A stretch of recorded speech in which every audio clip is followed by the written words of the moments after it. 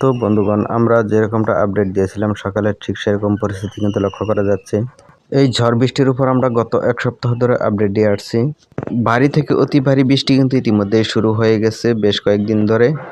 এই বৃষ্টি কিন্তু সারা দেশে অ্যাক্টিভ হয়ে গেছে, যার কারণে বাংলাদেশের নিম্ন অঞ্চলে কিন্তু বন্যা পরিস্থিতির সৃষ্টি হওয়ার প্রবল সম্ভাবনা রয়েছে।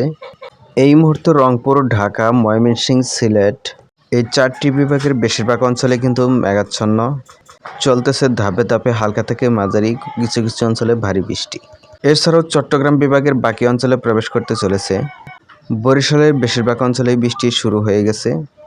খুলনা বিভাগের বেশ কিছু অঞ্চলে বৃষ্টি শুরু হয়ে গেছে, কিছু কিছু অঞ্চলে পরিষ্কার রয়েছে বা আংশিক মেঘলা রয়েছে।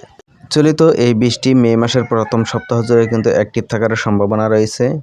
ধাপে ধাপে কিন্তু বর্ষণ শুরু হয়ে গেছে, মাঝারি থেকে ভারী বৃষ্টির বর্ষণ, সেই সাথে প্রবল বজ্রপাত।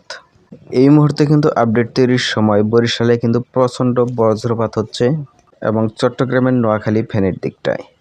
এই ঝড় বৃষ্টির উপর আমরা নিয়মিত আপডেট দিয়ে থাকি। আপনি কোন অঞ্চল থেকে দেখছেন, আপনার অঞ্চলে কেমন ম্যাচ হয়েছে অবশ্যই কমেন্টে জানাবেন। ত্রিপুরায় কিন্তু বৃষ্টি প্রবেশ করেছে পূর্বের আপডেট মতোই। শিলচর, মেঘালয় এবং এদিকে আলিপুরদুয়ার, গোয়ালপাড়া এদিকেও কিন্তু উত্তরবঙ্গে এদিকেও বৃষ্টি হচ্ছে। জুড়ে পশ্চিমবঙ্গের মধ্য অঞ্চল আংশিক মেঘলা।